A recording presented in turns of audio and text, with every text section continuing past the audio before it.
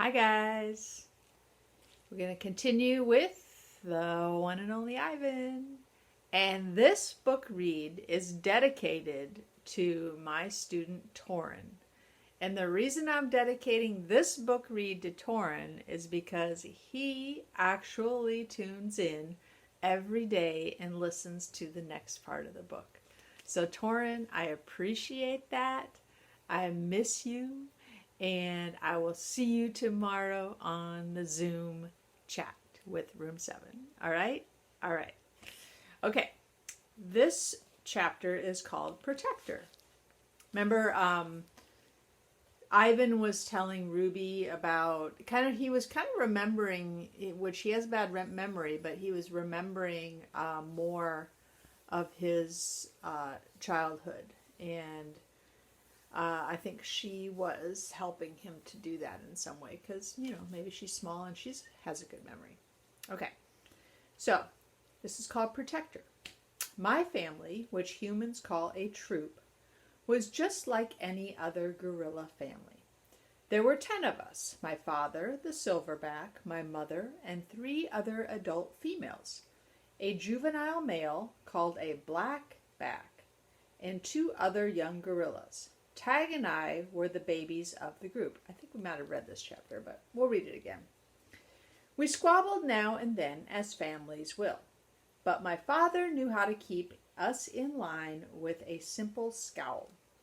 And for the most part, we were happy to do what we were meant to do, to feed and forage and nap and play. My father was a master at leading us to the ripest fruit for our morning feast, and the finest branches for our night nests.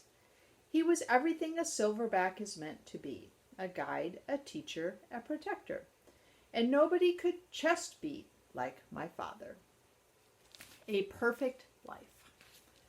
Gorilla babies and elephant babies and human babies are not so different, except that a gorilla gets to spend the day riding on his mother's back, like a cowboy on a horse. It's a pretty great system from the baby's point of view. Slowly, carefully, a young gorilla begins to venture farther and farther away from the safety of his mother's arms.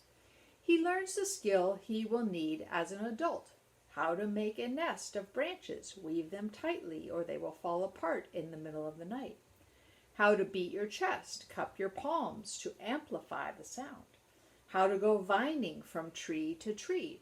Don't let go. How to be kind, be strong, and be loyal. Growing up gorilla is just like any other kind of growing up. You make mistakes. You play, you learn, you do it all over again. It was, for a while, a perfect life. The end. One day, a still day when the hot air hummed, the humans came. Vine. After they captured my sister and me, they put us in a cramped, dark crate that smelled of urine and fear.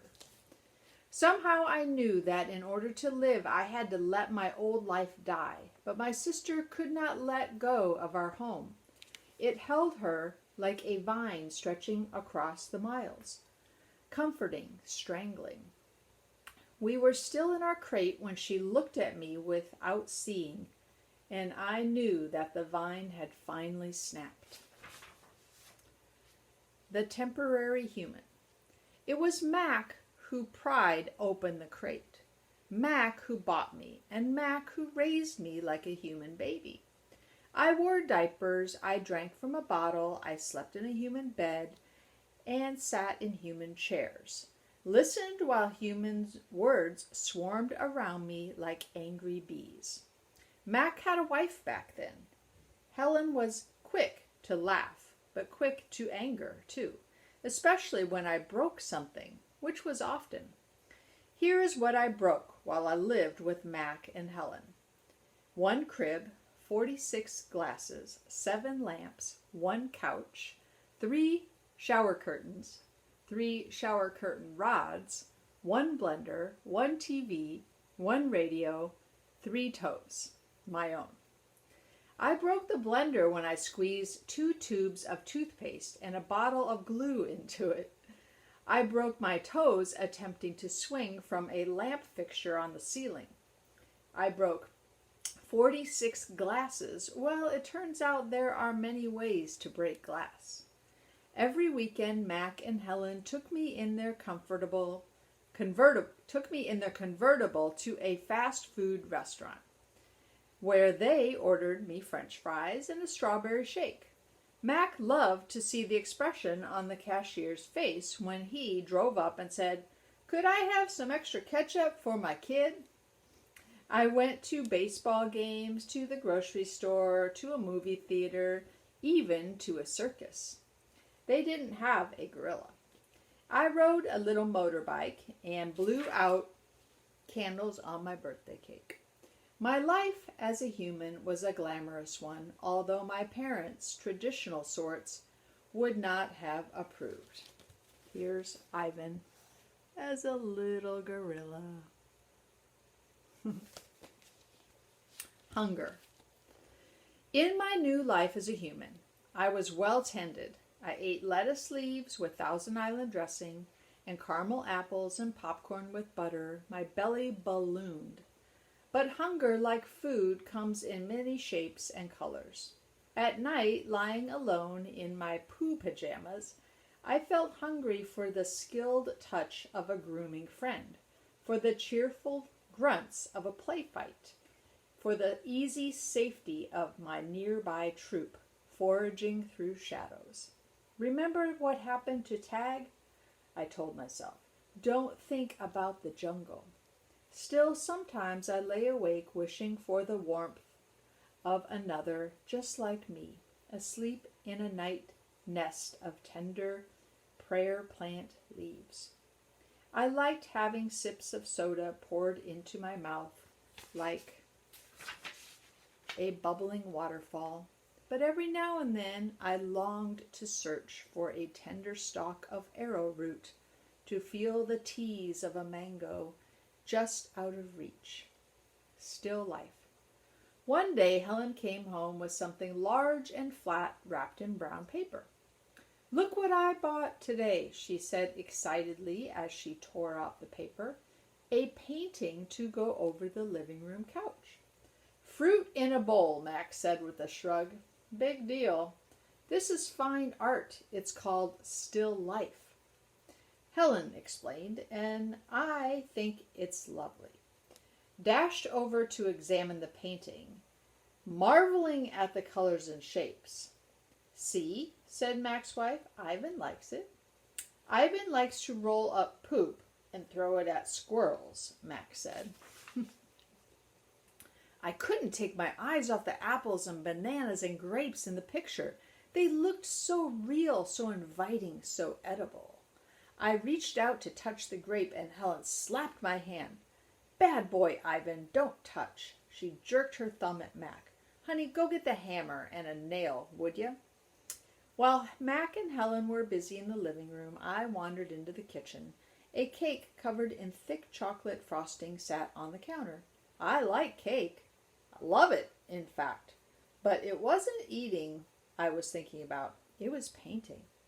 The frosting peaked and dipped like waves on a tiny pond. It looked rich and gooey, dark and smooth. It looked like mud. I scooped up a handful of frosting and then another. I headed to the refrigerator door. It was perfect. An empty white waiting canvas. The frosting wasn't as easy to work with as jungle mud. It was stickier, of course, more tempting to eat, but I kept at it. I scraped off every last bit of that frosting. I may have eaten a little cake, too. I don't remember what I was trying to paint. A banana, most likely. I suppose I knew I was to get in trouble. But at that moment, I just didn't care. I wanted to make something, anything, the way I used to. I wanted to be an artist again. Punishment. I soon learned that humans can screech even louder than monkeys. After that, I was never allowed in the kitchen. Babies. Back in those days, the Big Top Mall was smaller. It had a pony ride, a wooden train that bustled around the parking lot, a few bedraggled parrots, and a surly spider monkey. But when Mac brought me, a baby gorilla dressed in a crisp tuxedo, to the mall, everything changed. People came from far and wide to have their pictures taken with me. They brought me blocks and a toy, guitar. They held me in their laps. Once I even held a baby in mine. She was a small and slippery baby. Bubbles flowed from her lips. She squeezed my fingers. Her rear was puffy with padding, and her legs bowed like bent twigs. I made a face. She made a face. I grunted. She grunted. I was so afraid that I would fall that I squeezed her tightly, and her mother yanked her away. I wonder if my mother ever worried about dropping us. We always held on, but that's easier to do when your mother is furry. Human babies are an ugly lot, but their eyes are like our babies' eyes.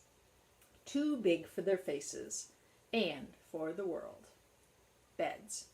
One day, after many weeks of loud talking, Helen packed a bag and slammed the front door and never came back.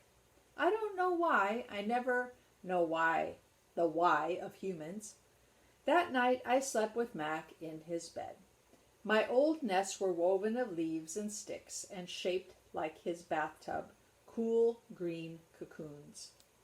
Mac's bed, like mine, was flat, hot, without sticks or stars. Still, he made a sleeping sound, like the rumble my father used to make when all was well, a sound from deep inside his belly. My place. Mac grew sullen. I grew bigger. I became what I was meant to be, too large for chairs, too strong for hugs, too big for human life. I tried to stay calm, to move with dignity. I did my best to eat daintily, but human ways are hard to learn, especially when you're not a human.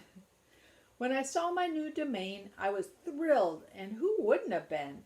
It had no furniture to break, no glasses to smash, no toilets to drop Mac's keys into. It even had a tire swing. I was relieved to have my own place. Somehow, I didn't realize I'd be here quite so long. Now I drink Pepsi, eat old apples, watch TV reruns, but many days I forget what I'm supposed to be. Am I a human? Am I a gorilla? Humans have too many words, more than they truly need. Still, they have no name for what I am. 9,876 days. Ruby is finally asleep. I watch her chest rise and fall. Bob, too, is snoring. But my mind is still racing, for perhaps the first time ever, I've been remembering. It's an odd story to remember, I have to admit. My story has a strange shape. A stunted beginning, an endless middle. I count all the days I've lived with humans. Gorillas count as well as anyone, although it's not particularly useful skill to have in the world. I've forgotten so many things, and yet I always know precisely how many days I've been in my domain. I take one of the magic markers Julia gave me. I make an X, a small one, on my painted jungle wall. I make more X's and more. I make an X for every day of my life with humans. My marks look like this. The rest of the night I mark the days, and when I am done, my wall looks like this.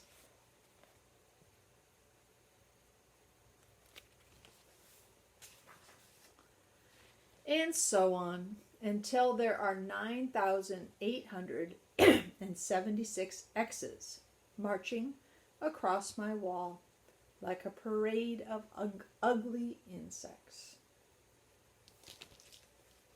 Kind of sad, huh? All right, so we'll continue the story tomorrow. Thanks, Torn, for watching and listening to the story every day. See you later.